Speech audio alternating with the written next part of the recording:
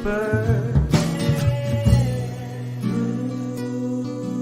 Who's that guy in that orange shirt? Who must be the fence expert?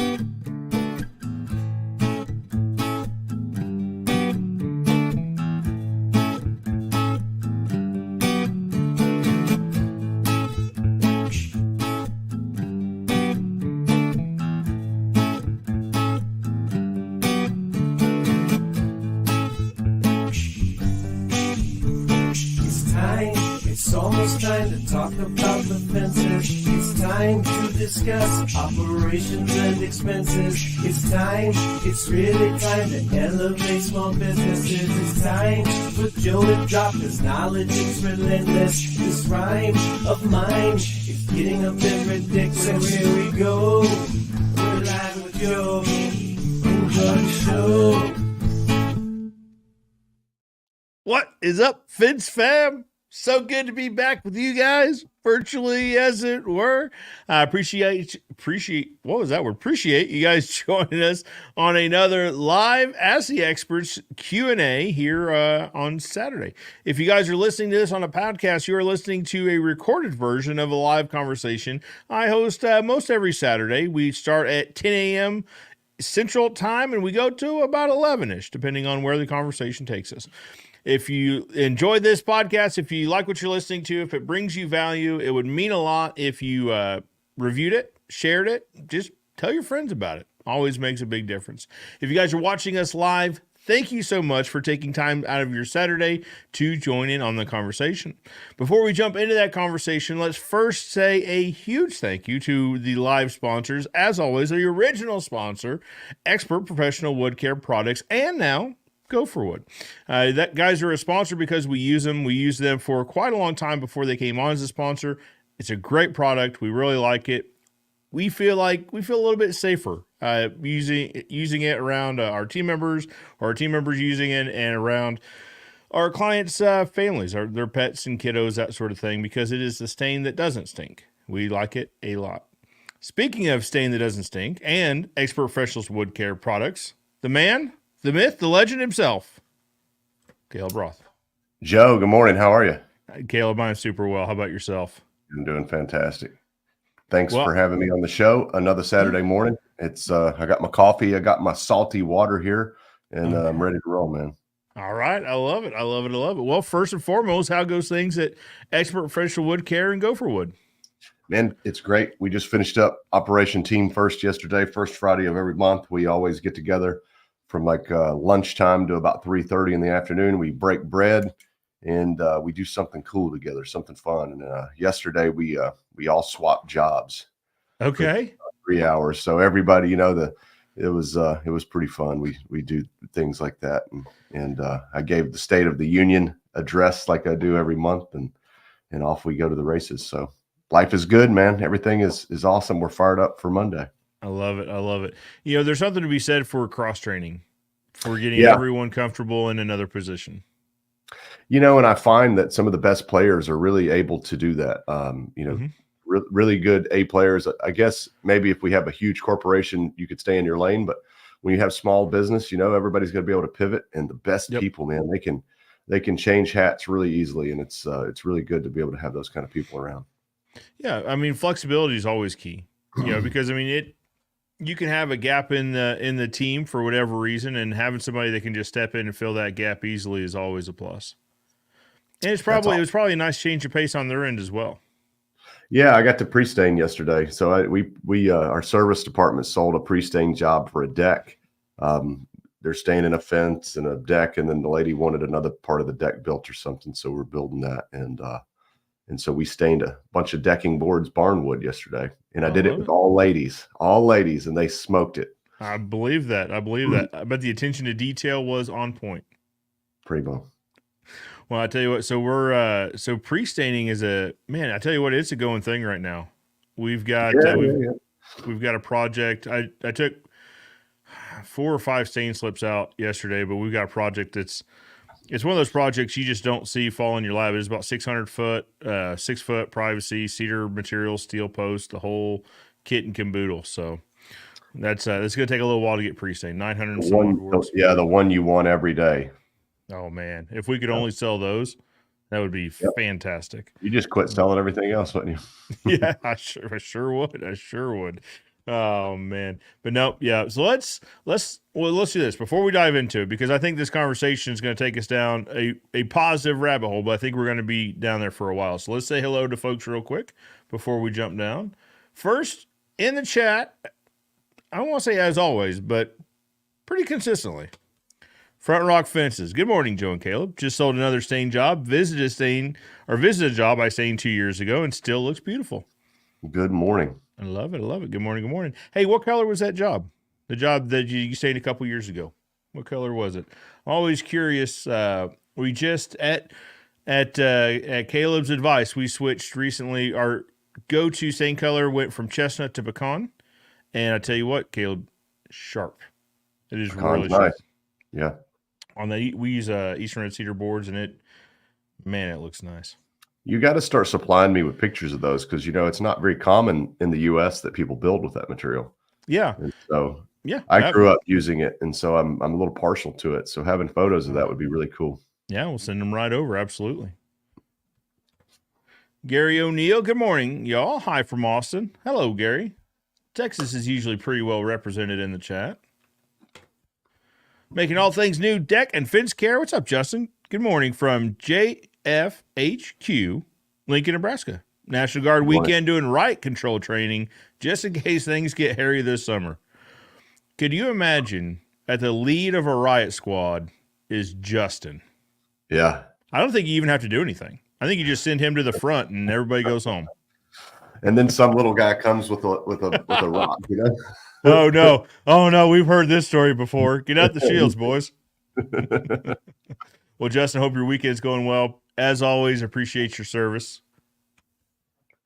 Alan Johnson says, good morning to you from another folks from Nebraska. Good morning, guys. Good morning, Alan. Stevie Boy Billings, probably our furthest viewer, says, "Good afternoon, Joe and the Fence fam from across the pond." Stevie Boy, thank you for joining. Jessica Blevins, good morning from Port Canaveral, Florida. I bet that's beautiful. About to board a Disney cruise for 7 days. What's up, Fence fam? Well, Jessica, it's not building fence, but Disney cruises are pretty okay. But just hurry home and get back at it. No, I tell you what, we did a Disney cruise actually out of Port Canaveral, so it was probably the same one. Heck of a time. I think you're going to enjoy it. I know our kids had a blast. We know this gentleman, Walt Dennis. Good morning. Good morning, Walt. We also know this gentleman, Benji. Good morning, Joe and Caleb. Good to see you guys. Good morning, Walt. Good morning, Benji. Benji's working on a little project for us at the moment. Yep, cool. Excited to see that thing get unveiled. I'm kind of excited too, man. I've been watching Benji. I've been watching him. He's got a whole system. It's pretty slick. Justin says, use fence armor brush to back brush them fences after spraying them with the best stain expert stain and seal. Many thanks. Benji says that's a really nice looking background, Caleb. Yeah, man, it is. I haven't quite figured out how to get the lighting. You notice I've got a little blue light down here in the back. Mm-hmm. They set me up with all these switches and lights. The only thing that I know how to use in here is this pin. I learned long ago, just don't flip the switches that aren't labeled. And there's a dog over here in the corner. Oh, well, you can't go wrong with his good dog. His job is to bite me if I touch anything. So, well, the one, the only. Matt Warner giving us a Matt. Woo! Hey, I got Red Clay Strays tickets to the Ryman Auditorium in September. There you go. Just wanted to rub that in Matt's face. He's welcome to join us, though. Josh says, I'm about to install a cedar fence this week. What cleaner and what stain sealant do you recommend? I prefer oil since we get all 4 seasons here in Delaware. Well, you, sir, have tuned in to the right Q&A. We're going to dive right in that. Hey, but Caleb, how about a cliff notes real quick, just in case you can't stick around for the whole thing. So cleaning and then following up with a stain seal. Well, if he's about to install it, it's probably pretty new. And the cleaning would be probably only to get rid of any dirt or, handling marks or splash up from rain or something like that. So probably just like an eco cleaner, which would be a sodium percarbonate based cleaner you could use, and then rinse it off. And I would put a wood brightener on it. It's always a good idea. Follow that, the cleaning and rinsing with the wood brightener, then rinse it and wait 2 or 3 days and then stain it. And I'm going to recommend that you go with a penetrating oil-based stain with lots of oil in it, because the oil is what preserves the wood. The color is what preserves the color. So pick your color. I prefer Expert Wood Care. You can't see that, but it's on everybody's hat here. So yeah. Oh, look, and it's even in the top of the page there. So yeah. Yeah, Josh, we prefer Expert Professional Wood Care products. We've used others in the market, and then we stumbled upon Expert Professional Wood Care. Actually, I stumbled across Caleb doing a demonstration on. He does a ton of free education. I was invited into the Facebook group and saw Caleb's videos there and thought, well, this guy's pouring himself into this product. We ought to try it out. And gosh, how many years ago was that? However many years ago that was, here we are.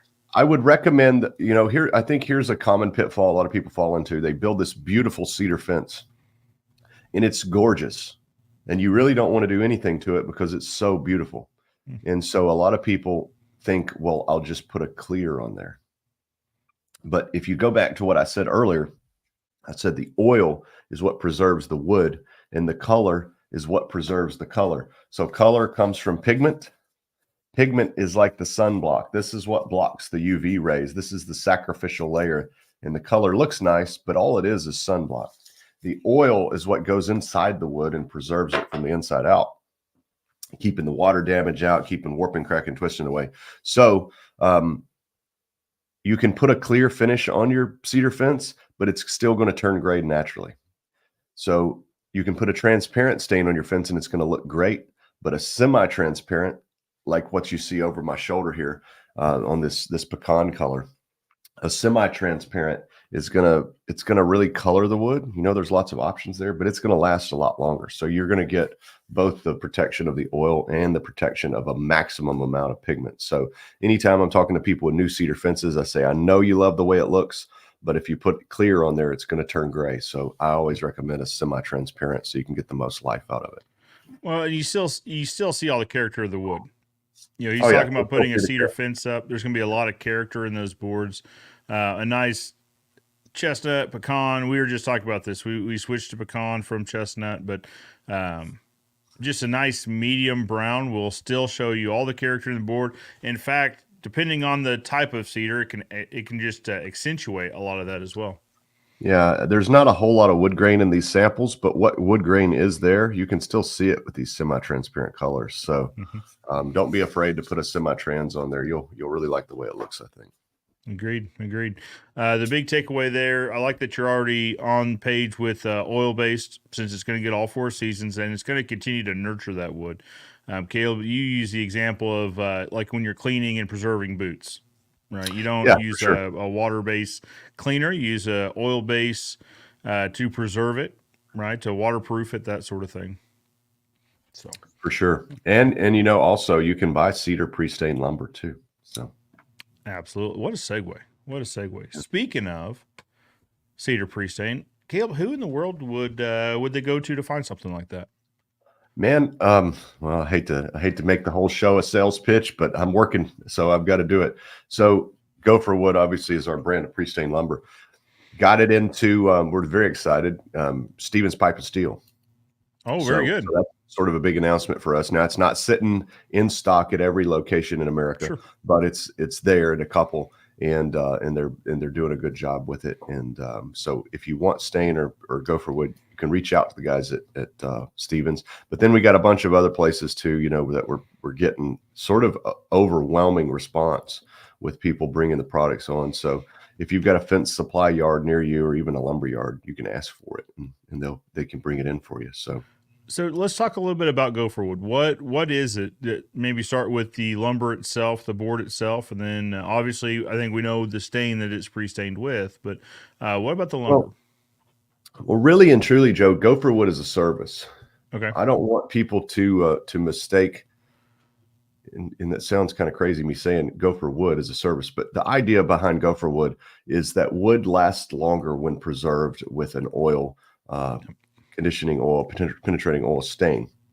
And it looks better too. And if we can stain all 6 sides, it's got a better chance of surviving a lot longer, particularly with siding and things like that. When you're trying to smack it up against the wall, it's got to breathe. And, a lot of siding gets water damage because it's installed improperly without breathing room behind it. And so when we provide pre-stained lumber, we can take your lumber and we can stain it. So if you're a big fence yard and you guys sell train cars of pickets, and you get a great deal on them and you don't want to pay a middleman like us, well, just send us your lumber and we'll stain it for you. That's what we'll do. We'll turn your nothing, I don't want to say nothing lumber, but your non-branded lumber into pre-stained, pre-finished lumber, and we'll call it Gopherwood. And then at the same time, we also sell the wood already stained. And so we got several grades. We got really nice Western red cedar kiln dried stuff for the Pacific Northwest. We've got incense cedar, and we got Japanese cedar, all of it kiln dried. So just depending kind of on what your market is, we do it, And I would imagine those probably cover different price points. There's different price points, and luckily we're able to, we don't have buying power like some of the big, huge guys, but we're able to buy smart a lot of times. And so depending on what the market's doing, maybe we completely quit using Japanese 2x4s because I can get an incense 2x4 of a little better quality for about the same price.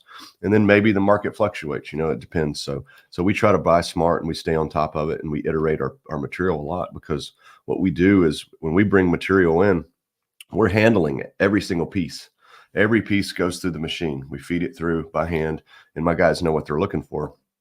And so when we get really good material, we mark it down and we say, hey, what mill did that come from? Because this stuff comes from 100 different mills, and we'll mark it down. And so what we've been able to do is we've been able to say, we don't want that mill, we do want this one. And then we work our way down, and we got our list of things that we want. So the material does actually get better Sure. as it goes, because we got to put our name on it, and we're not going to take something that's crappy. So lumber is lumber, and you got to get used to some level of drop material or coal material. Sure. But overall, we're working real hard to eliminate any kind of a coal material because our name's on it. Absolutely. Caleb, let's go kind of down a side street here. Talking about coal lumber. Everyone has different tolerances as far as what's acceptable, right? So you're talking about like, hey, this mill is preferred, this mill maybe isn't preferred. Is that based on probably like a coal rate? If it's above a certain percent, maybe that gives you an indication, or Probably for me, the first of all, when it comes to coal lumber, we have to take ourselves into account. Okay. Because material that's bundled and secured and covered and stored indoors versus lumber that's stored outdoors. The bundles are broken. The bundles are all over the ground.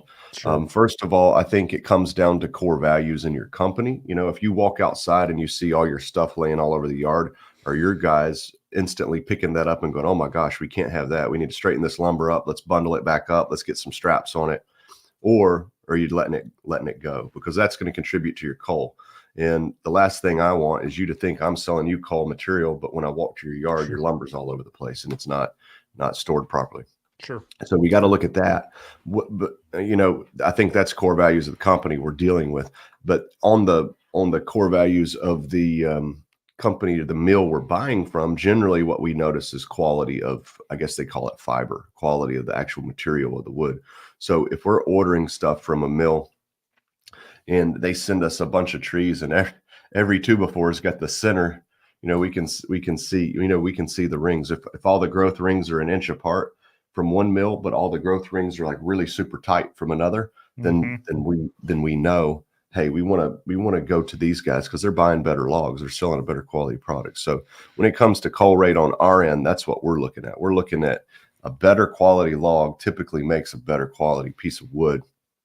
And you see it in the coal rates as it gets down the line. So we talked about this last time. I think it's worth talking about again for those that didn't watch the show. When we're talking about growth rings, the difference between, say, an inch gap and an eighth of an inch gap or less in growth rings. What does that tell you and your guys as you're looking at this lumber as it goes through? Well, generally it's just older growth, right? And I think some trees are bred nowadays for fast growth. And if a tree grows a millimeter a year for 100 years, and you've got 100 millimeters, what is that, right? And we see lumber a lot that has growth rings that are a millimeter or less. And so when we're looking at a piece of wood this big, we're thinking, oh my gosh, this tree must have been 300 years old. And there's a chance that it was. They cut trees down all the time that are 800 years old. I watched a documentary on a lot of this lumber, and it's crazy how old some of these trees are they're cutting. It's kind of a shame, honestly. Sure. But then when you see a tree where the growth ring is an inch, or I don't have a piece here to show you. I had my box the other day, but you see a growth ring that's a half inch or even close to an inch. That's super fast growth, and there's just not the density there. So you can hold the one with the fat growth rings, and it's pretty lightweight. The one with the tight growth rings are very, very dense lumber, not more stable lumber. So anytime you can get those growth rings tighter and tighter and tighter, you're just going to have a better quality lumber. Yeah, for us, the stability is key, right? So when we're talking about stability, we're talking about stability against twisting, warping, that sort of thing. Yeah, and you need that rigidity. So those are essentially like the bones of the tree, right? So that's the hard part of the wood. And so the more rings you got in there, the stronger it is. And you also mentioned looking for 2x4s that have the core in the tree or part of the core of the tree. 4x4, same way, Yeah. What does that tell you when you're seeing kind of the core of the tree in that? Well, I don't know exactly what it means on the mill side, why they would do it, but what it tells us generally is it's just a lower quality lumber. It's a faster growth, and it was a very small tree when they cut it. If you look at a pack of 4x4s and you see the core on every single one, well, the biggest cut that they could get out of that tree was a 4x4, and so by the time they cut the edges off, this tree was maybe this big around. When you see a 2x4 and it's got 100 rings across it, this was a tree, a humongous tree. And so it's strong. And so that makes sense, right? I think that's kind of the idea. And so back to us handling everything, we're handling this stuff and we're looking at it. And if we break bundles open and these boards are cracked and busted up, well, we can't put them back in the bundle and then sell it. So we do cull. We cull a lot of stuff. Well, not a lot of stuff. I mean, usually you do 10 truckloads, we'll get a cull pile, on a pallet about this tall, and we'll cull that stuff out and we just eat it, but obviously that we're eating material that we have to throw away, and it's material we have to put our name on if we missed a cull. So we just try to go to the better mills and get the best people. Once you work with people long enough, you realize who's honest and who's not, and who is maybe really honest about their quality not being great, and some people not be honest about it. And we just find the guys who care more about getting it right. And that's who we try to work with.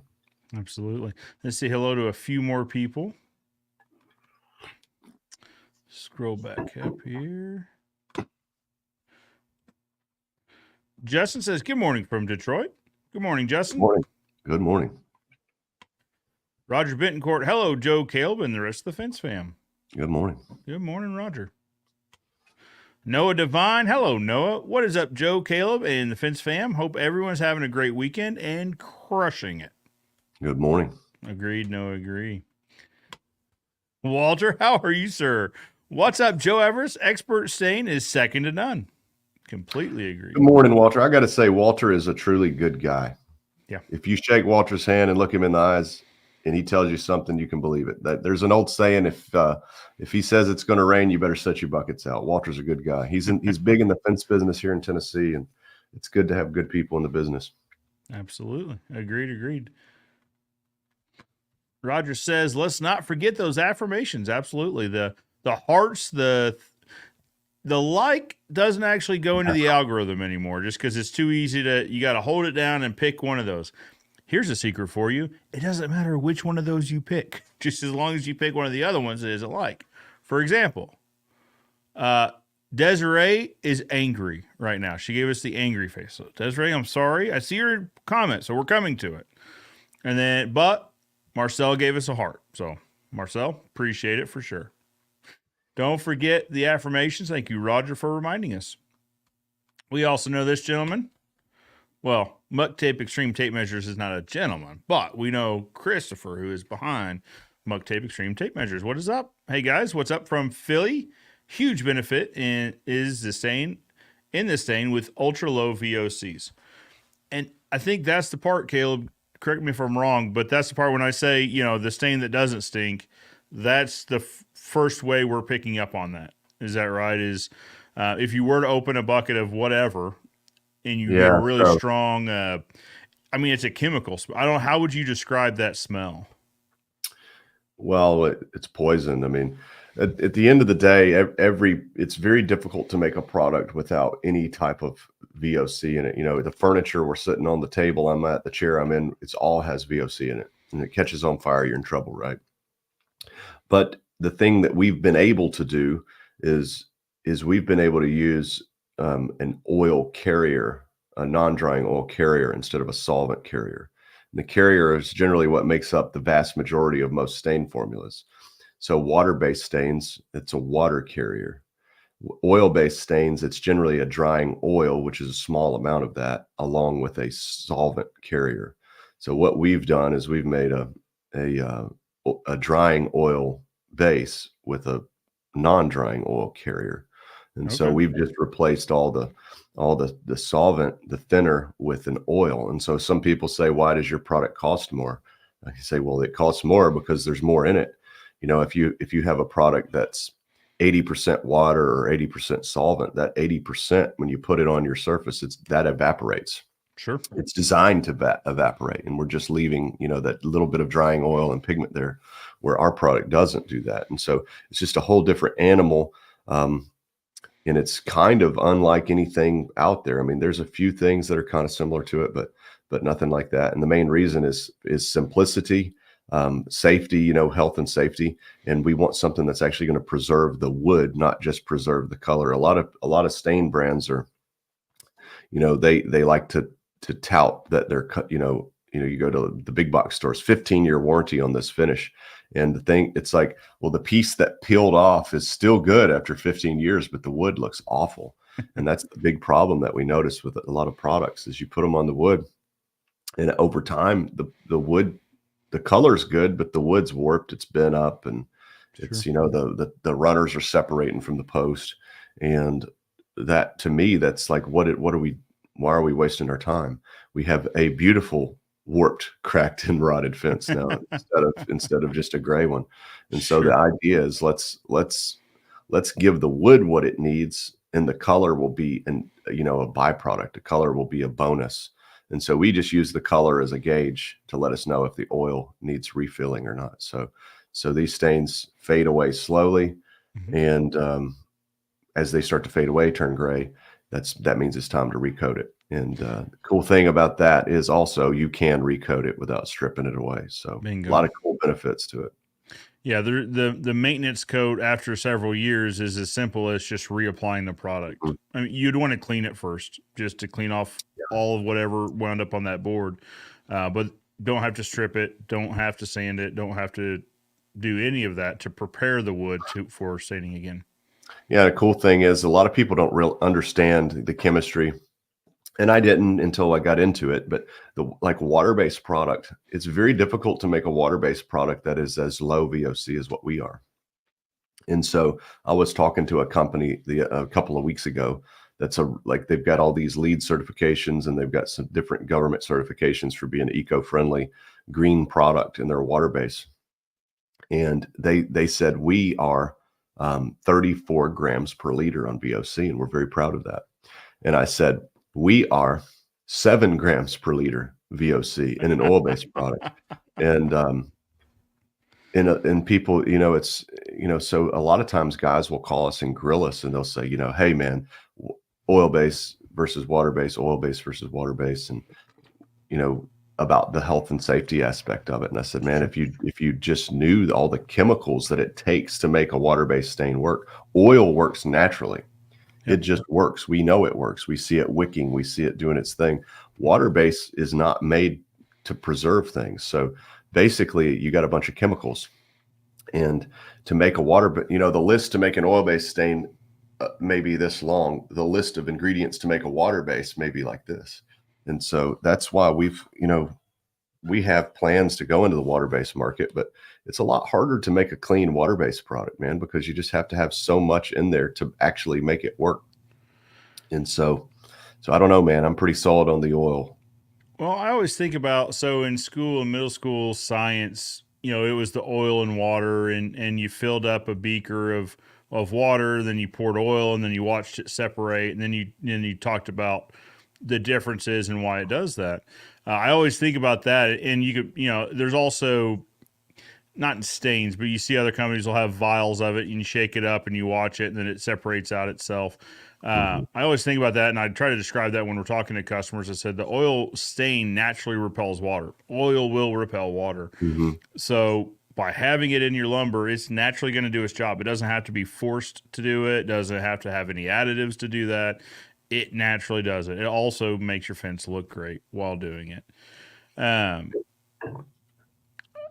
Question for you. So one of the questions, and this varies by type of stain, whether it's transparent, semi-transparent. But for this example, let's say it's a semi-transparent pecan. When a customer says, hey, how often am I going to need to reapply this? What's your answer? So you guys are also on the service side, right? So you guys are also staining out in the field, and I'm sure you get that question.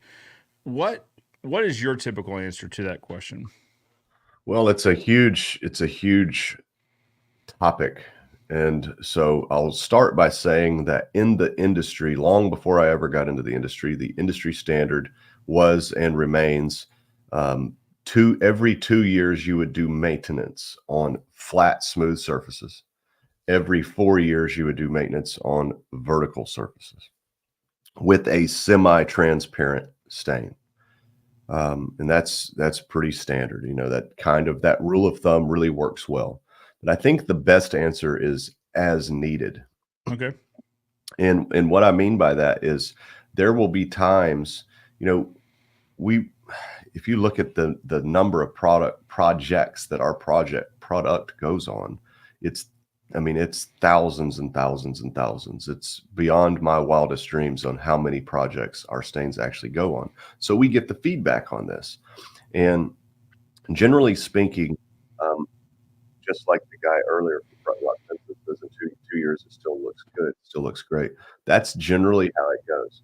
If you put stain on a fence that's treated fine and it's 2 days old and its surface moisture contents 15, 16%, but the internal moisture contents 18 or 20 or 35%, and you stain it, it's going to work. But it's just not going to last as long as it would be if you waited a year to stain the fence. But the pros and cons here are, if you stain the fence when it's brand new, it's going to be absolutely gorgeous. That wood grain that's bright and popping and looking great, it's going to look really good, and it's going to maintain that look throughout its life. If you wait a year, all of that kind of fades away, and it's not so, even if you wash it, the wood grain just never pops out as much. Now, if you stain that fence, it's going to soak in twice as much stain. Finish is going to last longer, but it's not going to have the look. You kind of got to weigh it out and say, well, what do I want? And another thing that you need to consider is that when a fence warps, cracks, and twists, it generally happens in that drying period or in a weather change. So if we build a fence in January and then May comes around and it all of a sudden it's 120 degrees out, that fence could warp. That's when you see it normally, right? Yeah. When the first couple hot weeks of weather. So it'll warp then, or it can warp slowly throughout the whole summer while it's drying if you build it in the hot months. So I recommend staining as early as you can, and you may not get as long a life out of the stain if you stain brand new wood, but you're going to get a longer health span out of your wood. You know, your wood's going to stay straight, or it's going to look better. And so I think I would rather be consistently good than occasionally great, right? Is the saying, meaning I would rather have to do a little more maintenance on the front end to keep my wood looking great longer for the long haul, rather than just waiting and waiting and waiting so we can get the most bang for our buck out of the product. So it kind of depends on that, but really, generally speaking, with most stains, and some of the guys watching this are going to shake their head yes, and some of the guys are going to shake their head in total disagreement and be mad at me for saying it. But really, most stain failures, and I'm going to say worldwide, we could even say coating failures worldwide, are usually at the hands of the applicator. And it could be various reasons. It could be not enough product applied, too much product applied, improper preparation, things like that. Or it could just be like, a lot of times, Justin's listening, you strip a deck off, you strip an old coating off. It looks good when you get it done. You sand it, it looks like brand new wood. But sometimes stains just won't stick as good to a stripped surface as it would a brand new surface. And that has to do with, well, you couldn't get all of that nanotechnology out of the wood that was in that water-based coating out. And so it really just depends. I think if you really do a good job of making sure your moisture content is right, you make sure that you apply the stain in a good manner. You fully let the stain fully absorb, fully saturate into your surface. And I recommend back brushing. It's not required. Even the stain brands that say no back brushing required, it's foolish to not say, well, I can take an extra 30 minutes on this job and back brush the whole thing and get 20% more life out of it. Why wouldn't I do that? So I recommend you go ahead and back brush and work that finish in to the wood. And that's been proven by science at the US Forest Products Lab, that back brushing really does actually make a difference with all types of coatings. So I think if you get it right on the front end and you have that expectation that,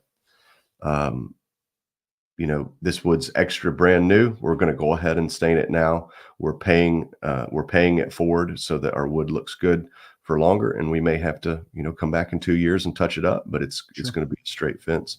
And then also, sometimes you get a 20-year-old deck or fence, you wash it, you stain it, and it lasts 6 or 7 years. So it just depends really on the wood. So, and it'll probably depends also just on location, right? Mm-hmm. So location, region of the world that it's in, but also exactly location of the fence as it relates to sun exposure. So Yeah, if you've got a fence that's on the north side of the property and it's tree covered and it's not going to get a lot of sun, the stain's likely going to last significantly longer than something right. that's a southern facing, fully exposed in Arizona. Well, and a lot of stuff comes down to also to again what we were talking about, the quality of lumber this morning.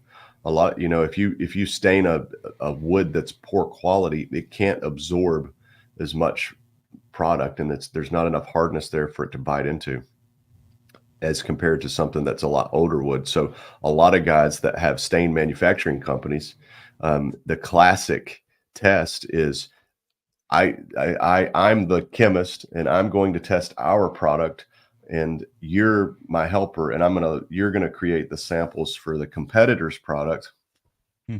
There went my light and it came back on. And so the lab they're always going to give themselves really nice close or really nice quarter sawn clear lumber, and they're going to give the other guy a flat grain. And Sure. so every stain manufacturer does this. They say, well, we tested our product against everybody else's and we always come out on top. If that was the case, that would mean that every stain manufacturer made the greatest stain product on the planet according to them, and that's Yeah. pretty much the way it is. And so a lot goes into it. If you put a coating on a really good piece of wood, it's really going to work well. If you put it on a pretty crappy piece of wood, you can set up almost a guaranteed failure on it.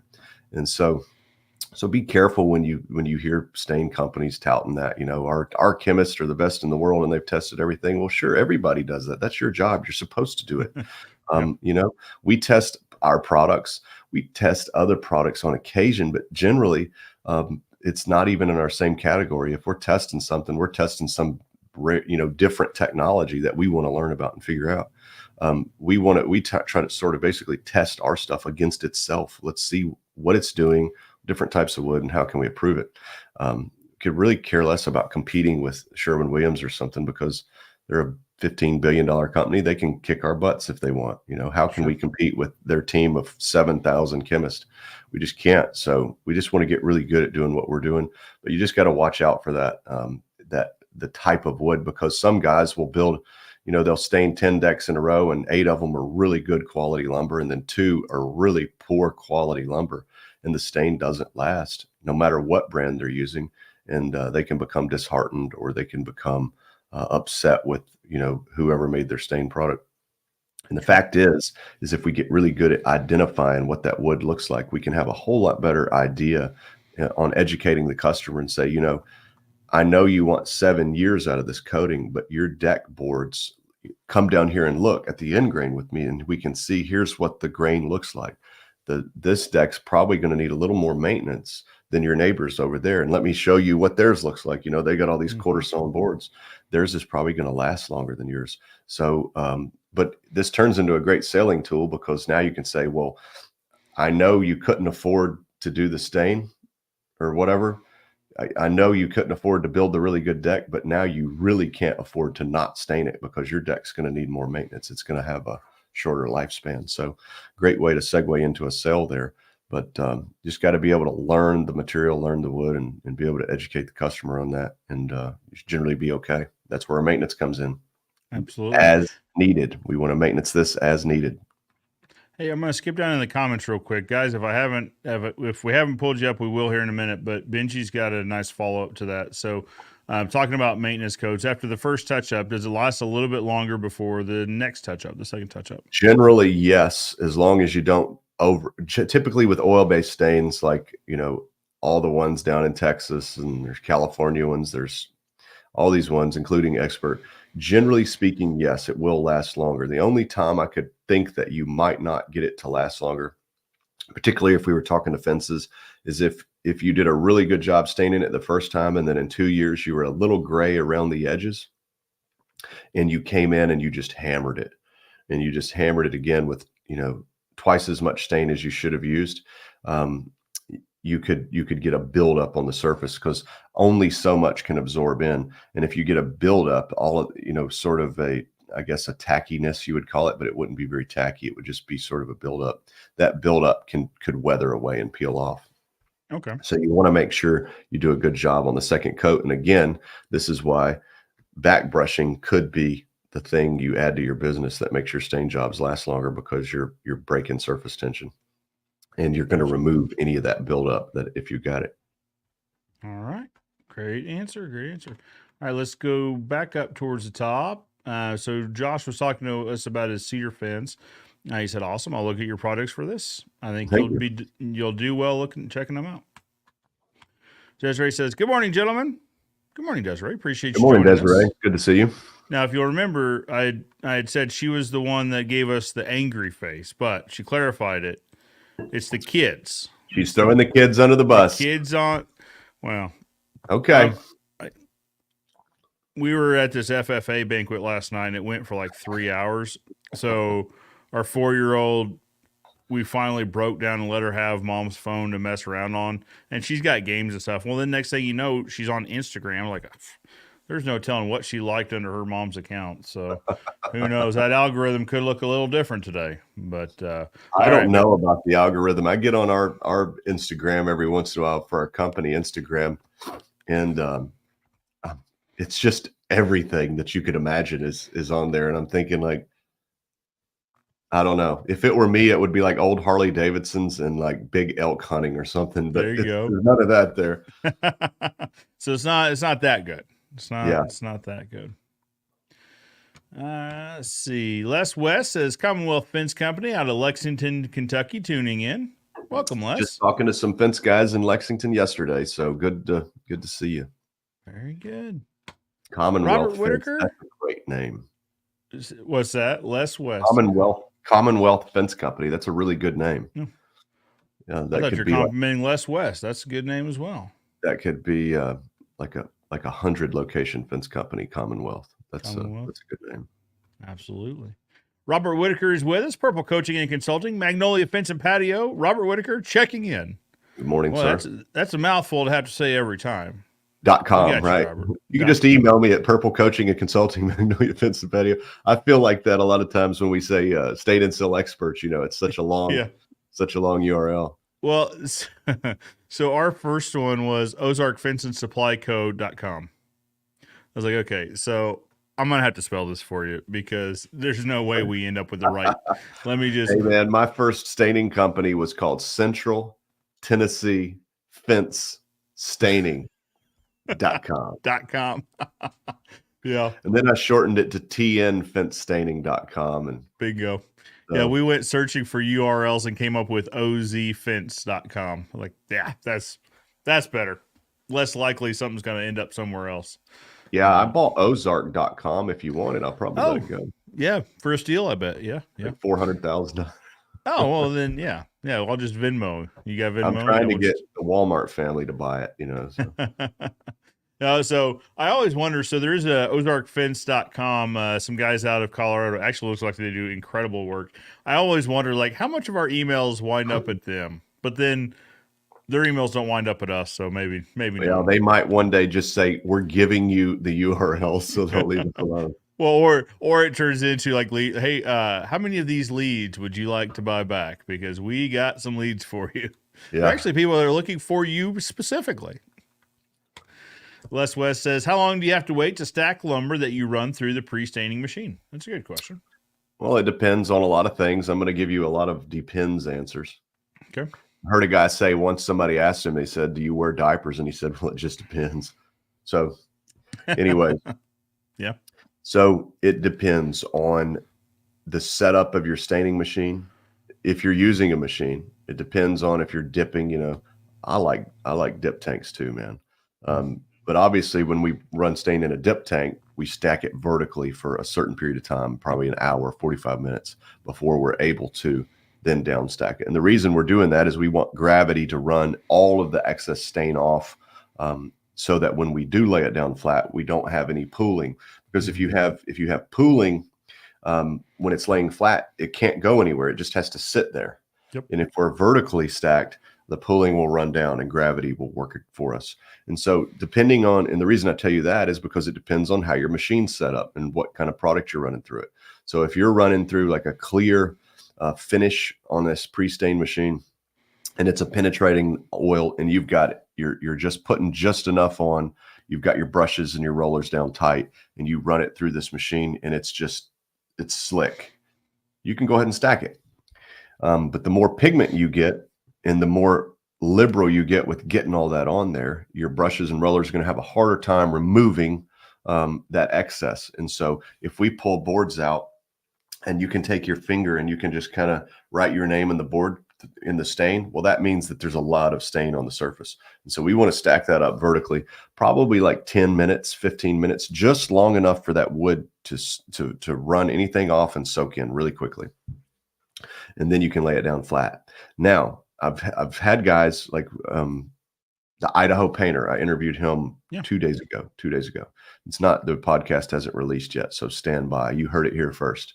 But he did use the machine. That's why we interviewed him. And he did a job, Cape Cod gray, and he just flooded them on there, ran them out, and he laid them all down flat right away. And the next day he came out and he had a couple not stripes. I always say tiger stripes. He had a couple leopard prints, and he just took a dry brush. And when he picked the boards up, if he had a problem, he just brushed it right out and it went away. So you can generally like get yourself out of trouble if that happens. But the best thing to do is just stack it up for 10 to 15 minutes. Yeah.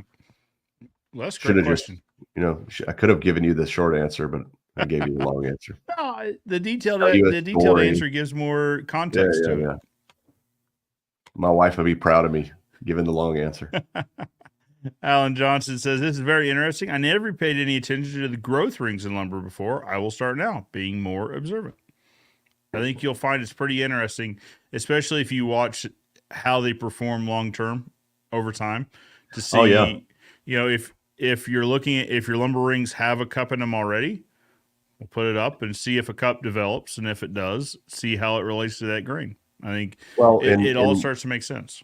And you guys who do high-end fencing, so my background in the fence business, I found a niche where we were working for architects, and we were building, we were building in 2007 garden fences for rich people for like $150 a foot. We were building fancy stuff architects designed, and I got in with the architects, and they just kept sending me these crazy jobs, and we were working for all these ladies who were Karens before Karens were cool. They were great to work for. They just, when you got a ton of money, you got to spend it on something, I guess. And what I noticed was all the architects would spec lumber. They didn't just spec the cut, they spec'd the type of lumber, that it had to be clear, it had to be quarter sawn. And so you can't just go buy a bundle of quarter sawn clear Western red cedar. That's got to be picked through, and you've got to get it. And it's super expensive. Well, there's a reason that they did that. I mean, it's going to last longer. We know that lumber is stronger, it's better, it's more stable. And so that same thing is true with your fence or your deck boards. Typically fence and deck boards are commodities. They're not going to be as high quality, particularly in Texas.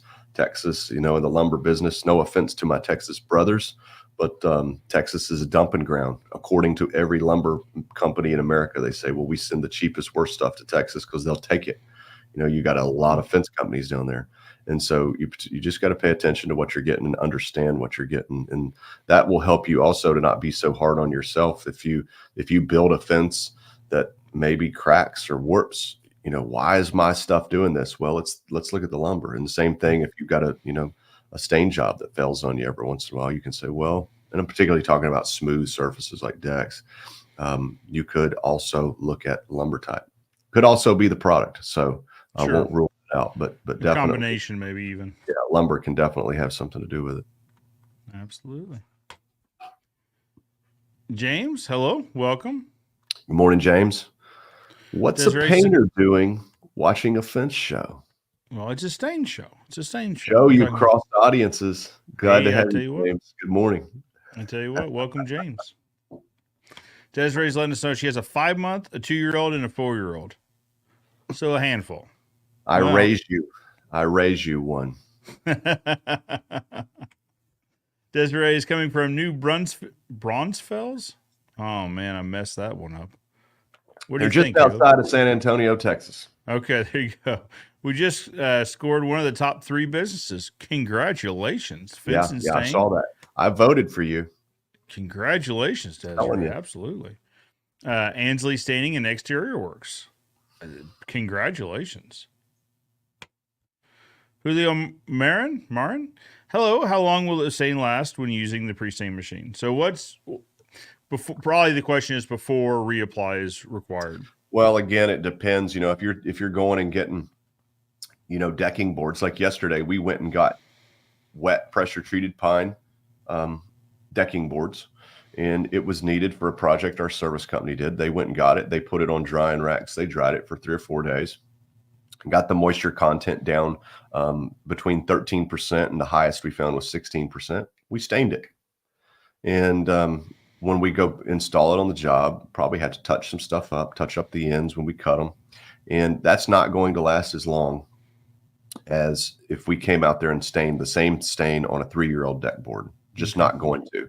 But we were able to sell a finished look to the customer to match what was already there without making a mess at her home, with the understanding that it's going to probably need recoated in a year, maybe 2 years. Just because the wood was never exposed to sun, the wood grain's not open, it's kind of sort of closed. And so, and then there's the whole question of mill glaze. Yep. So in that circumstance, it's not going to last as long as it would if it were 3-year-old wood, but it did the job we needed it to do. Kiln dried lumber typically does well with a staining machine. Again, it just depends on the type of wood and the cut. And so I think we can look at a long history of pre-staining wood and see that depending on the stain brand, some stain brands don't have a lot of binder in them, which binder is generally what does your sealing. And that's what binds the pigment to the formula, which then allows it to go into the wood and cross-link into the wood grain. And if you have a low amount of that, you're probably not going to last as long. So you go to Texas and you touch a lot of pre-stained fences, you'll rub them and powder comes off on your hand and you go, oh my gosh, what is this? Well, that's because it was a stain that was formulated for pre-staining volume to get color on the boards. So I guess you got to ask yourself, what is the purpose of the pre-stain? Is the purpose to we're selling 1 billion boards to the big box store who needs them, and they're paying us 30 cents a board to get it done, to get it colored, and they don't have any specification on anything other than medium brown? Or is this something where we've had a specification on the type of wood and then the type of stain that we're using, and making sure that it's a higher quality product? And so it really, again, just depends on some of those considerations. But generally speaking, I'll go out on a limb and say staining with a machine will probably last a little bit longer than staining in the field if the conditions were exactly the same. So if we stained a brand new kiln dried fence, we would have to think that if we use the same stain in the sprayer as we did in the pre-stain machine, that the pre-stain machine finish would last longer because it can coat all 6 sides, and it would be a more consistent, and it would be a rolled and back brushed finish versus somebody just spraying it and not back brushing. So if the conditions are exactly the same, I would say you would probably have an advantage with the pre-stain machine. But I'm just talking. That's just free advice. So let me ask. So let's talk about Gopherwood. So that's a machine that is obviously made for pre-staining, pre-applying product on. Do you see different lifespan, or I don't want to say lifespans, because really all it requires is a maintenance coat, but a different maintenance schedules on JPC versus Incense versus Western? Or are they all kind of in the same ballpark? I'm always probably gonna give the edge to Western red cedar, Okay. because it's old growth. It's, what it is. I mean, it's a really good material. I'm always going to give the edge to that, probably because it's less, here's why. Most Western red cedar, some of it and a lot of it is still old growth. And so it's going to be a lot tighter rings. So when we put oil in that, it's going to last longer than if we put oil in something with wider growth rings. So the Japanese will probably need maintenance on a tighter schedule than the tighter grained wood would. So I would say that you're definitely but you're paying for that, right? Either you paid for Western red cedar, you paid for Japanese. So they're going to require different maintenances. And different price points and different tools for different jobs. Mm-hmm. Christopher Ansley says, "Hey Caleb, what's up?" Good morning, sir. Travis Martin says, "How do you suggest making sure the rail is level when there are warps, crown up or down?" Maybe when we're talking about decks, deck rails, maybe crown up or down. I've always heard crown up and just make sure they're all consistent. But Caleb, what do you think on that? When you say crown up, you mean like this? Yeah. Yep. Yeah. If you put the board crown this way, it can cup and hold water. If you put it this way, if it cups, it's water runs off of this. And I would say that if this is your face of your fence and this is your 2x4, you probably want to put the crown in, or the same way against those fence boards. But I'm not a carpenter, so I won't put my stamp. But that would be my just thoughts on it. Yeah, way of doing that. Yeah, and if it's a top cap, if you're running a top cap, you're definitely going to put the crown. Yep. Where it would crown and the water would run off of it. Travis said, "Whoops, stain show, not fence show. My bad." Hey, we're here for everything, Travis. I mean, it's a fence show that's talking about stain today. Yeah, and I'm trying to understand that question a little better. How do you suggest making sure the rail is level when there are warps? So are we talking about warped lumber? And if we're talking about using warped lumber and installing it, first thing I would do is I would just throw away the warped lumber. But if you can't, I guess every fence guy has thrown up a warped rail here or there. And what you do is you start on one end. If the board's warped, you start nailing it, and then you start pulling it into place, and you nail it into place as you go. And that would be the way to do that. Gotcha. Absolutely. I agree. Desiree says, "Thank you, Caleb. We appreciate you guys."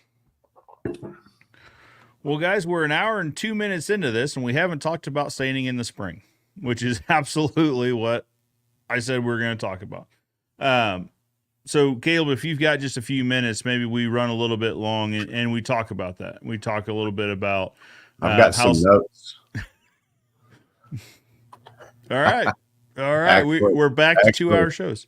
Yeah, actually, I got it. But yeah, man, I can jump right in on this because I've gotten a lot of questions lately about it. Okay. And so first thing I wanted to talk about was weather. And weather is super important, when it comes to staining. Now, there's a lot of different types of stain that require sunlight and temperature restrictions and rain restrictions and all this. And so I'm not your guy to talk to you about that. There's going to be some guys out there that use these really complex products that know, hey, the humidity is 82% today. We can't stain. I can't do that.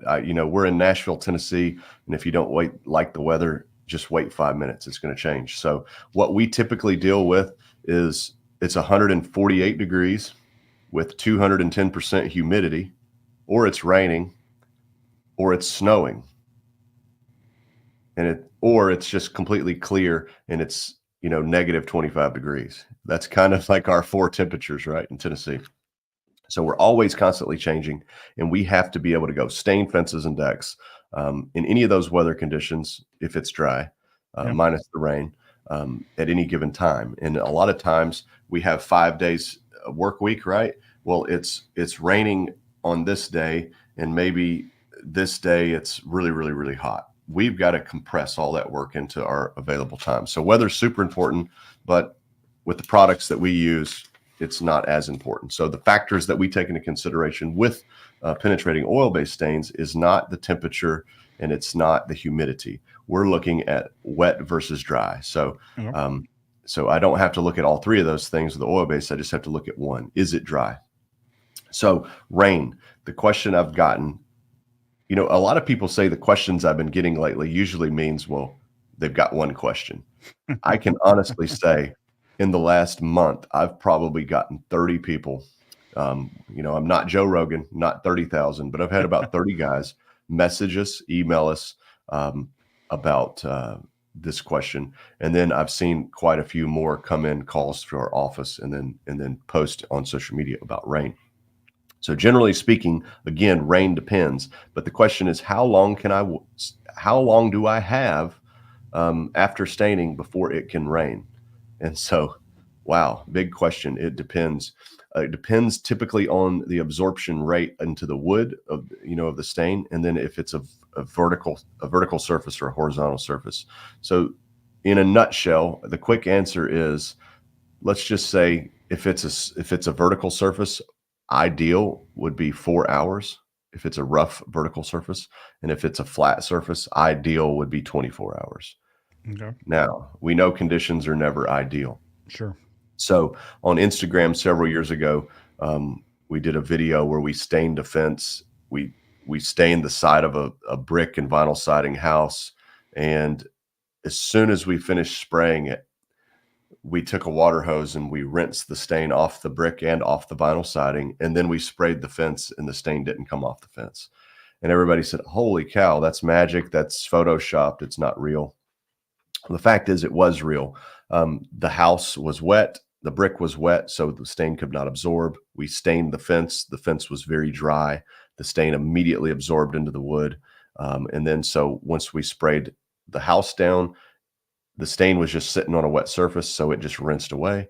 And then the stain on the fence had already absorbed into the wood, and so therefore you couldn't wash it away. So if your wood is really, really dry and really absorbent, you're going to be rain safe as soon as the stain is absorbed into the wood. And I prefer absorbed fully, because you can absorb into the wood and still have some oil on the surface. It's best to let all of that go in. That's why I say 4 hours. But if you're in a pinch, you can be rain safe in 5 minutes, 2 minutes, 3 minutes, as soon as the stain penetrates into the wood on rough cut surfaces. So if you're staining a fence, you're confident that it's dry. It's 9 a.m. It's going to take you 2 hours to do the job, and at about 12 or 1 o'clock you're going to get a light rainstorm. I would go for it, and we frequently go for that. I mean, to me, that's like just every day. That's a normal job. And I let my customers know this. If it's going to rain, I say, "Hey, look, it might rain, but we're good to go. I'm not concerned about it. If something does happen, we'll make it right with you. We'll come back Sure. and fix it." So that's the second rule, would be never stain wood with rain in the forecast if you're not willing to make it right with a customer. I just assume that if I stain this fence and it's going to rain in an hour, it's going to wash everything off, and I'm going to go back and fix it for free. If I'm not willing to take that risk, then don't take the risk. But generally speaking, you can get away with this. So if you're staining a rough cut fence again, maybe a cap top fence, you're halfway done, and 3 houses down, you see it starting to sprinkle and it's coming your way, run through, spray the whole tops, spray all the tops of the fence, get that flat cap that's going to catch all the stain or all the rain, and stain that thing, get it done. You got 15 minutes left, no sense in packing up and coming back. And if you do something like that, you're generally good. You're generally okay. I do recommend doing the right thing. Come back the next day, check it, make sure it looks good, take Sure. care of your customer. But generally, you're safe in that regard. Now, decks are another story. Decks are smooth, they're flat, and so they cannot hold as much stuff, and they generally take just a little bit longer for the stain to absorb sometimes than a fence. And again, are our boards crowned or are they cupped? And so if we stain a deck and all the boards are cupped, we know that water is going to set on every single board and it's not going to run off. And so we could get water spots if the stain hasn't fully cured. So generally speaking, I have seen guys stain with Expert Stain and Seal and then other stains. And then 2 hours later it rains and they're fine. They're okay. But I've also seen stain jobs that, 18 hours after it stained on a flat surface, they got water spots and they had to go back and kind of wipe it out and not start over, but you have to go probably put a little mineral spirits on it to kind of reactivate that stain and wipe it down. So I always tell people, I just don't mess around with a deck. If it's, I just say 24 hours for a deck. Okay. But fences, you got some leeway. So the way a contractor can use that to not necessarily to their advantage, but to not totally lose a day.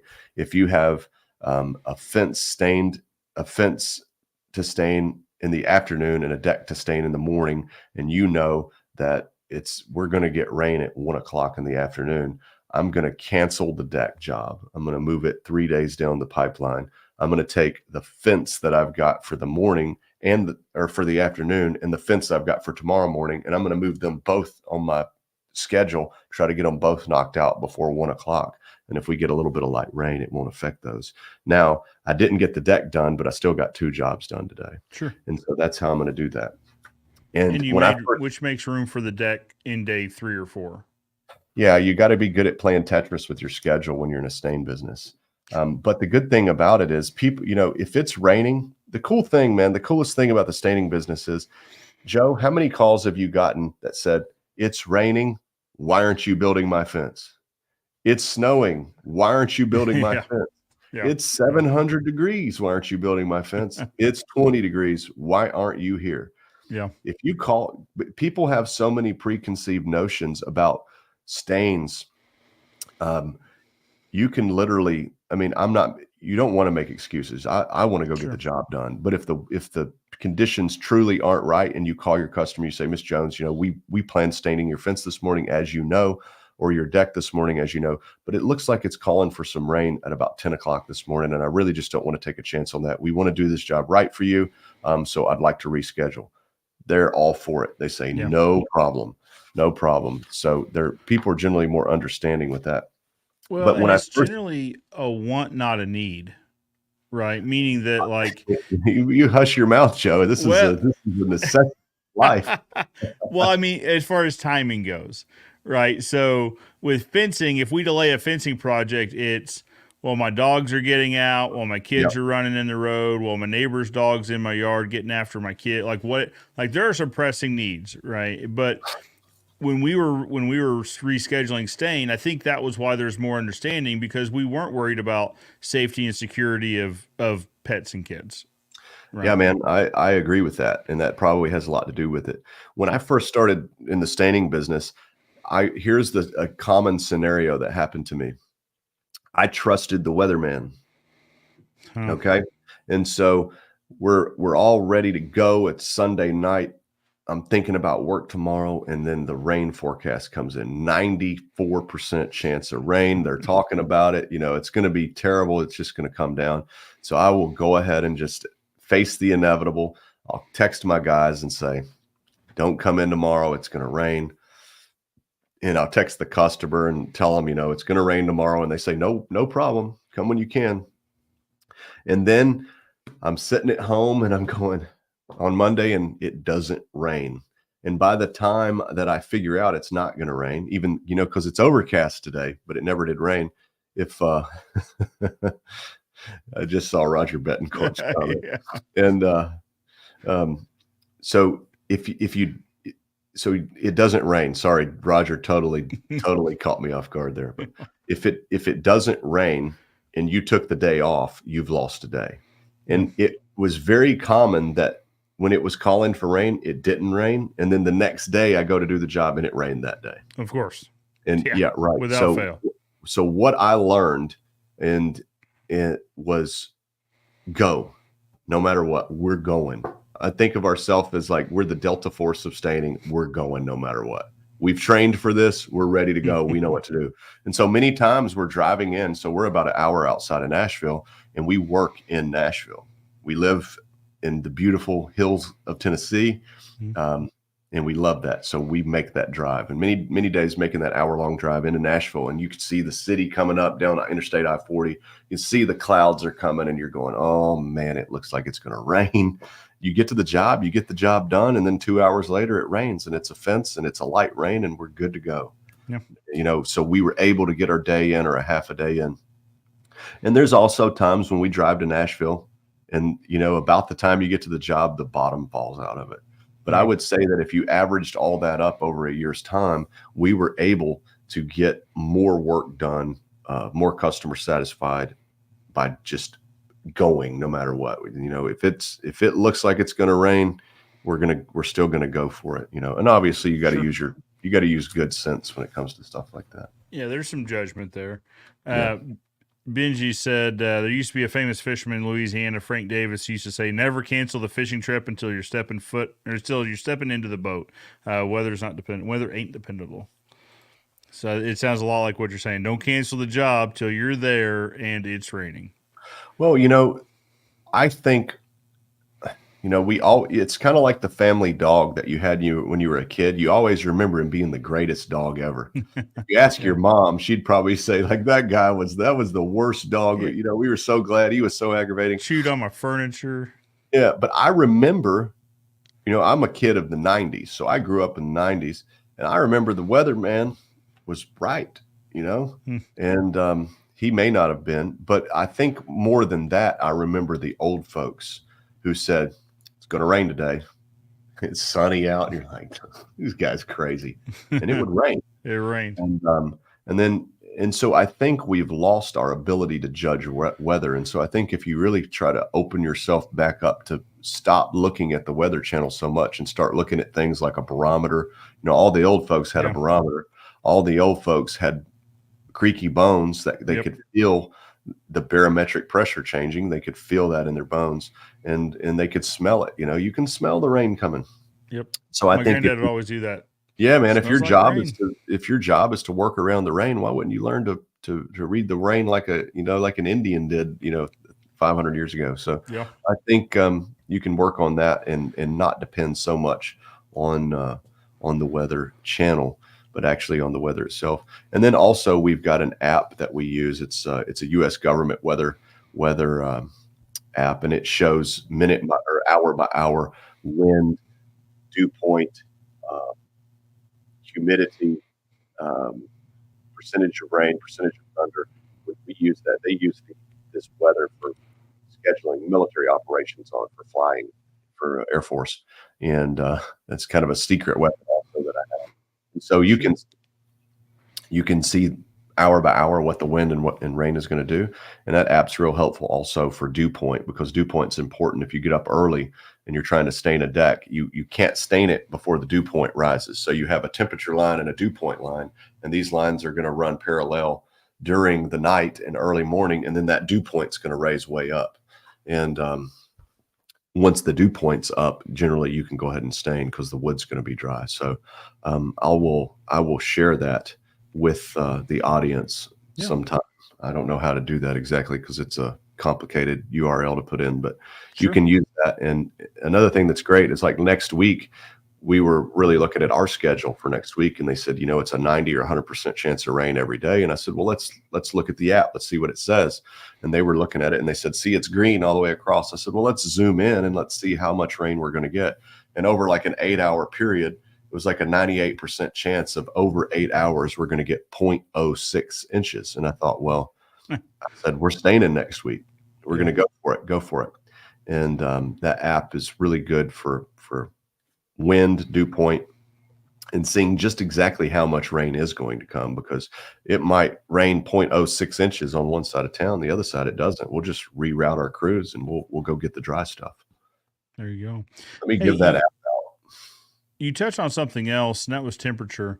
I think that's worth noting because in oil-based versus water-based, being that oil-based, you can typically get away with staining in colder temperatures, where water-based can often be more temperature restricted. Is that right? That's for sure. No doubt about that. Very good. I'm going to drop a comment into. Let's see how we do it. Probably YouTube be the best place to do that. Yep, that'd be good. I'll drop it in. This is a cool app. Live chat. Here we go from my cell phone. Now this is going to be this comment will be based on the city that we look at the weather on. You could have to put in your own zip code for it, but sure. That's what we use, and it's a really, really important tool to use if you're a stain contractor. All right. Well, watch out for it. You said you sent that on the YouTube broadcast? Yep. It'll come along. Yeah, it'll be here in a little bit. Let's talk about temperature real quick, because I think that is something. Now, granted, we're springtime, right? So hopefully we're past cold temperatures that would lead to being temperature restricted on other stains. But oil-based stain really, I mean, as long as your people are comfortable, you can go stain. Is that more or less the case? Well, oil doesn't evaporate. So or oil can evaporate, but it's like at a really, really, really high temperature. So if the wood is dry, it can absorb the oil no matter if it's 20 degrees or if it's 110 degrees. So generally speaking, you're not going to get flash drying on really hot surfaces. I guess if it's hot enough, you could probably get that. But generally speaking, you're not going to get flash drying, and you're not going to get any kind of adverse effects if you stain in the cold. The water-based products just really can't take that.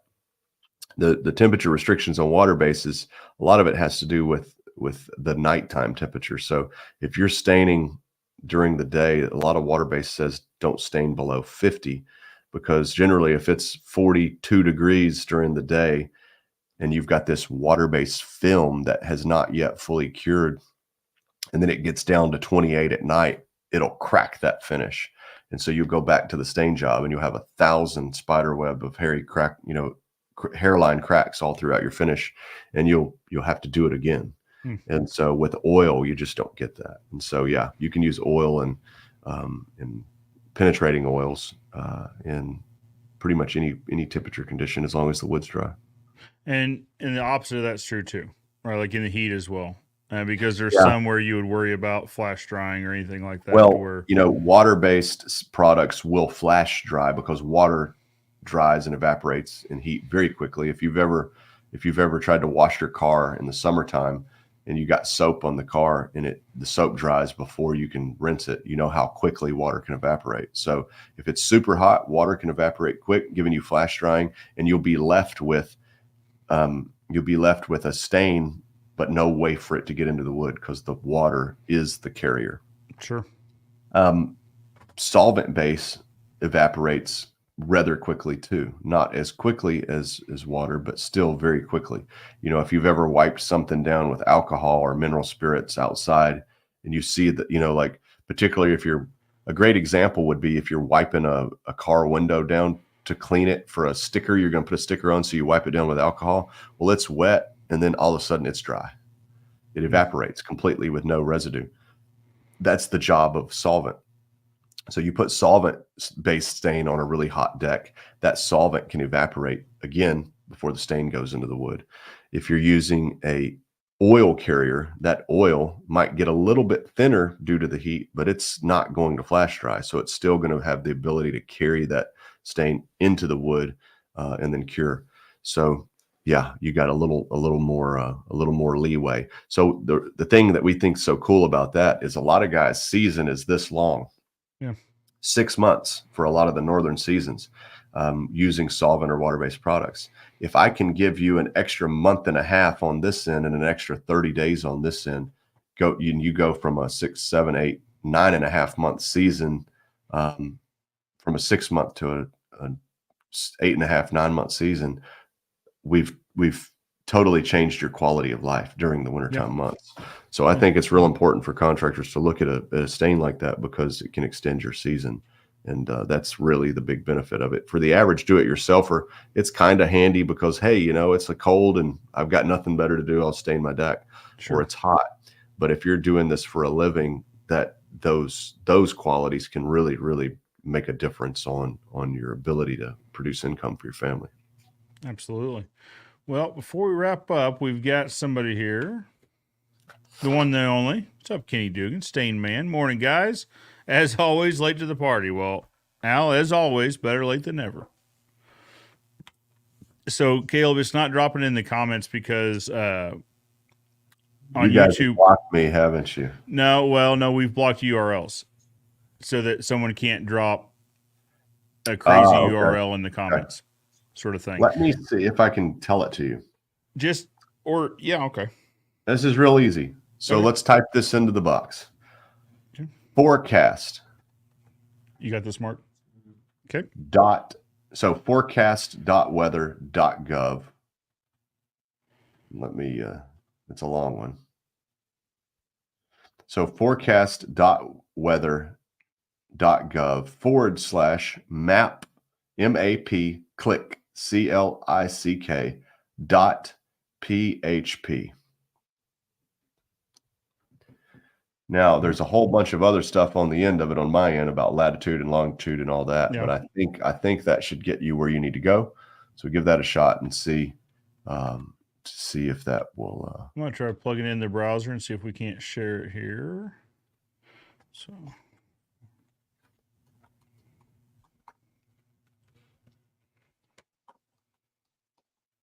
And I will give credit to N. Whitcomb from Patriot Stain and Seal, Air Force pilot. Yeah. Maybe a Navy pilot. I'm not sure. Forgive me if I get that wrong, N, but good guy. And yeah, sorry, an unexpected error occurred. All right. Let's see. All right. Well, I think it's the map click part. So let's just do weather.gov and see where we go. Yep. So I'm going to click on forecast maps. That's not right. Let's look at. So I look for a table. Actually, tell you what I'll do. Let me share this with you guys as we're going through it so that you guys, of course, if you're listening on the podcast, this is not going to make much any sense at all. So we'll go ahead and apologize. Be sure to check out the live. All right. I figured out how to get to it. So go ahead and share your screen, Joe, and I'll walk you guys through this because this is an impactful tool. Okay. Let me get it up here. All right. Click on, let's see here. Click on forecast map. Yeah, just click on forecast maps. Yeah, mine was totally different than that. Which did you look at? You probably looked at local. All right. So what I did is at the top, I clicked forecast, and one of those bars up there, just click the whole button, forecast. All right. Now, next, let's just type in your zip code there. Give us a zip code.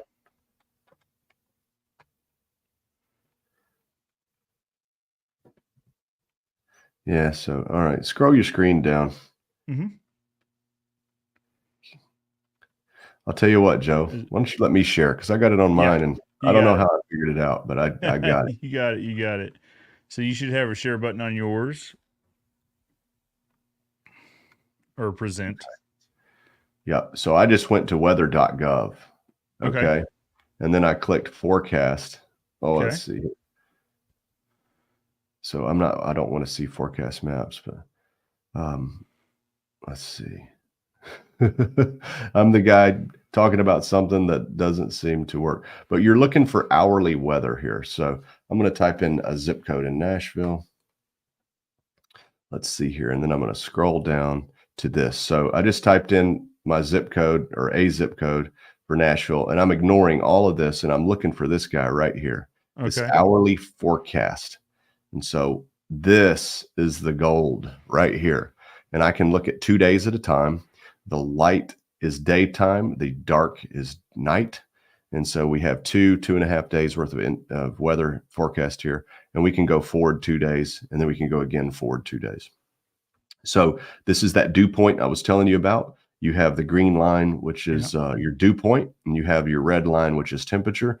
And obviously by 1 a.m. up until somewhere in the morning around 9 o'clock, we'll see that line separate. So generally by 10, I know I'm pretty safe to go ahead and stain because, that dew is going to be up. Now, a fence will probably go faster because you really don't have dew that settles on a fence vertically, but on a horizontal surface, I would take this into consideration. The wind, we don't have a really gusty day, but you're going to see sustained wind. And then if you have gusts, see this blue box at the top indicates gust. You would have a blue line up here that it might be like 9-mile-an-hour winds with 16-mile-an-hour gust, and it will show that. And then this also shows the weather, the direction that the wind is coming out of. And so think of these little legs down off of here as a wind sock. And so up is north, down is south, east, and west. So we're going to have winds blowing out of that direction. So, and then relative humidity, again, not too important not too important with oil-based stains, but that's good to know. Now here is the green is rain, red is chance of thunder. So chance of rain, chance of thunder. And so if you scroll in here, we see that we have the small chance, a chance, likely, and occasional.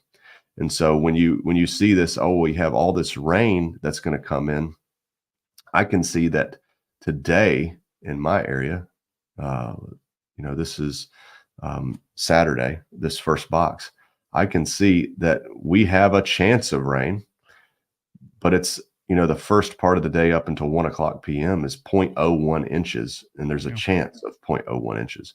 There's a chance in the rest of the day of 0.012 inches.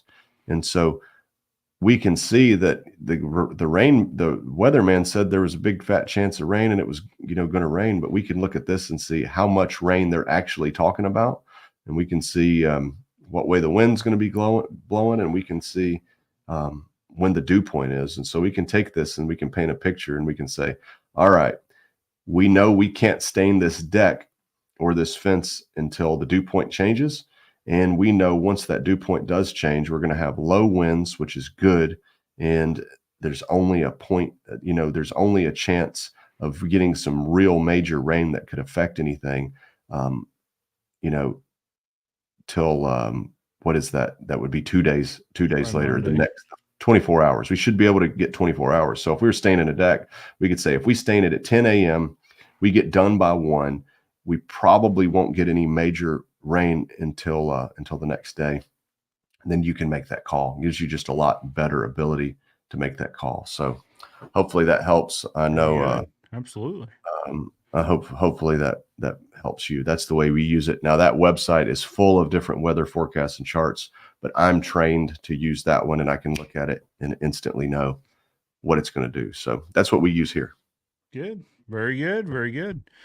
Well, Caleb, I think we've all learned quite a lot today. It's time to talk about aliens, man. I heard there were some in Boise, Idaho, man. So I was telling Mark about the good old days where we'd spend half the time talking about fence and half the time talking about aliens.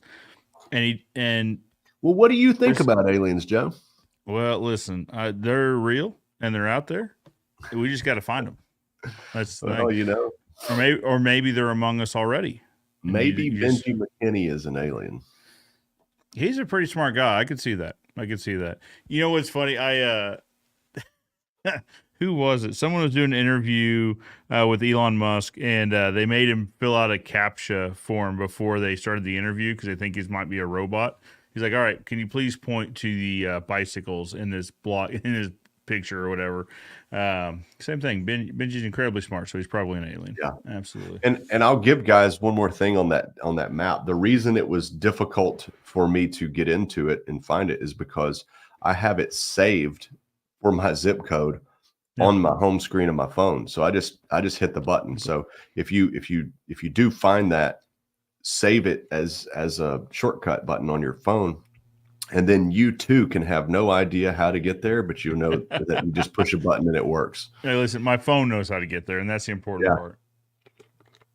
So, Kenny wants to know that's the wrong one.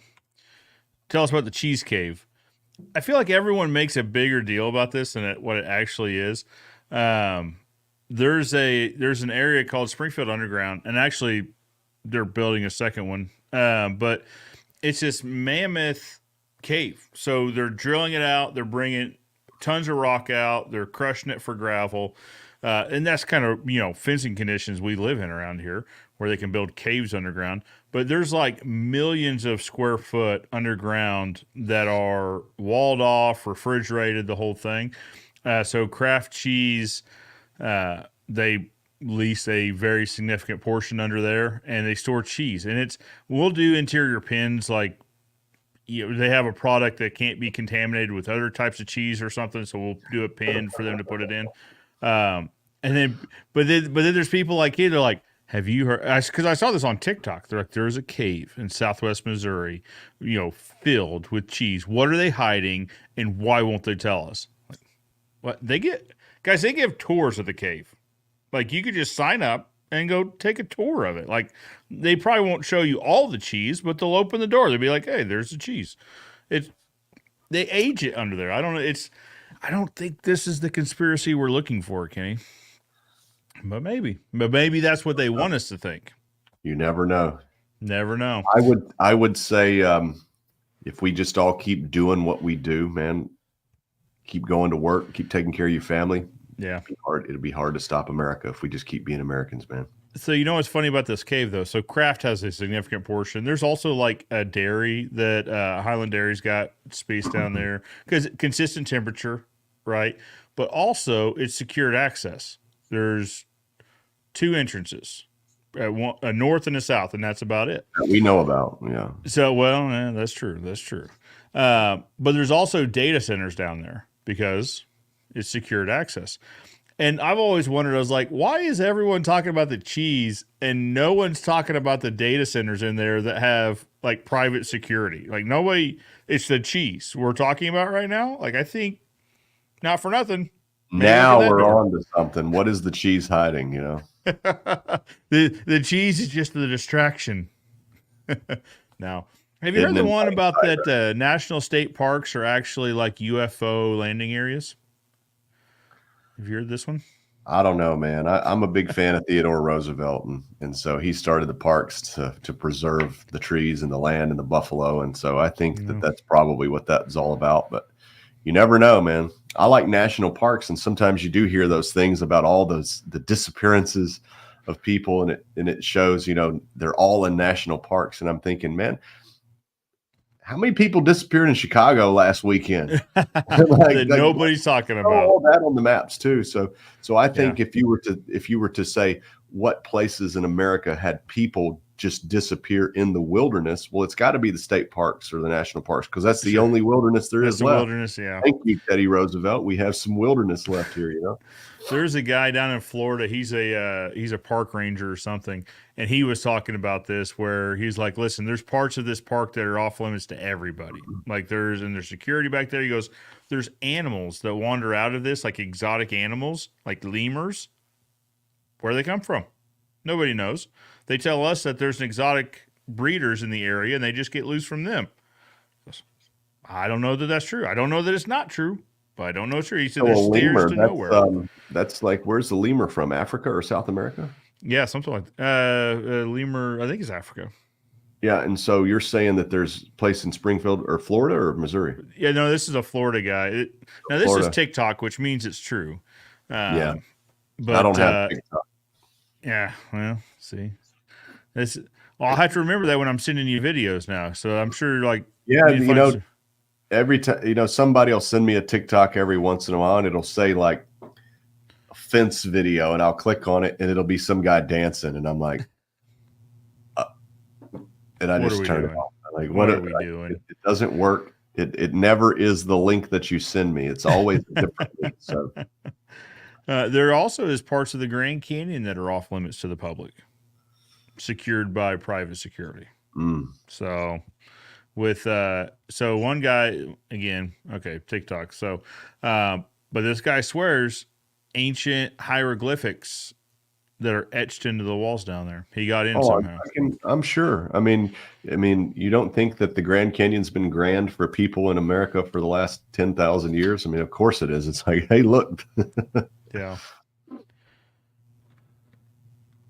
And then there's a bunch of kids partying in 1978 that are in there scratching the stuff on the walls. Like, this will be great. I got a book on Egyptian hieroglyphics. Let's scratch them in the wall. All right. So the cave story sounds a bit cheesy. It is.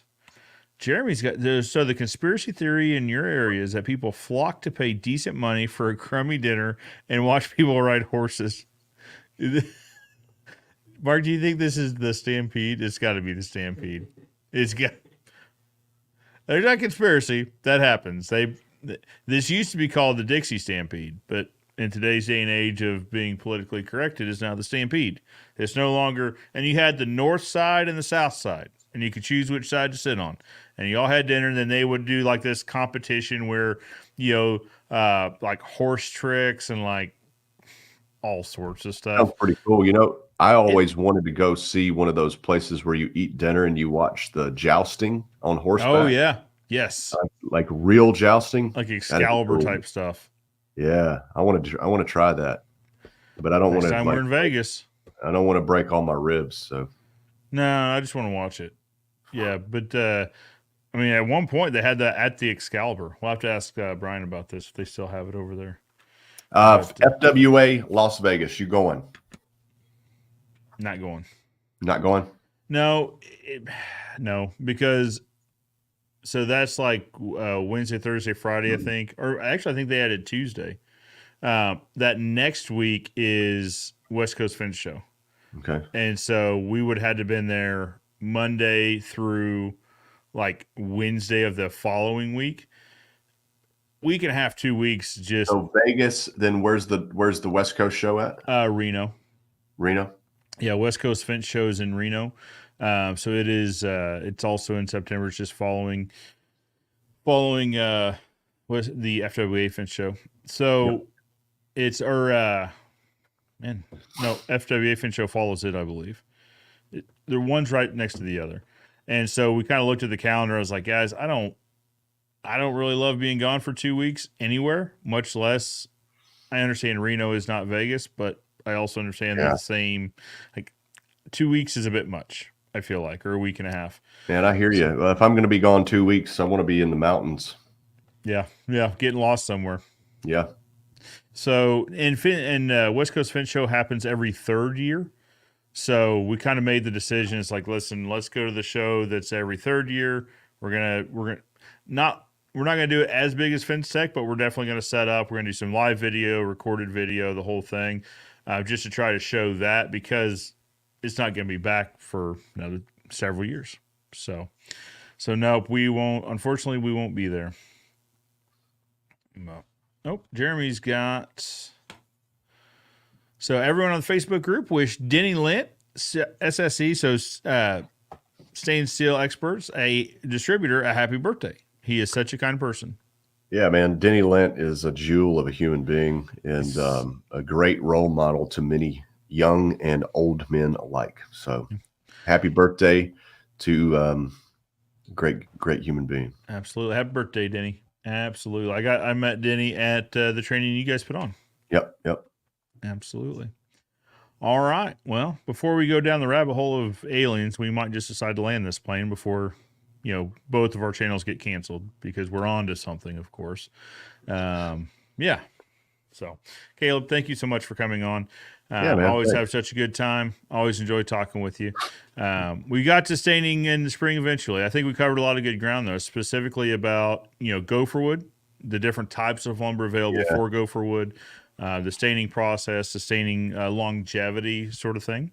And I think we covered a lot of good ground. We did. And guys, I'm going to ask live, because I'm going to plug the Stain and Seal Experts podcast. Please send me a copy of this, and I will put it on our channel, because I think there's a lot of important information that maybe somebody trying to get into the staining business would like to see, like to learn, and to learn more stuff like this. Check out the Staining University Facebook group. Yep.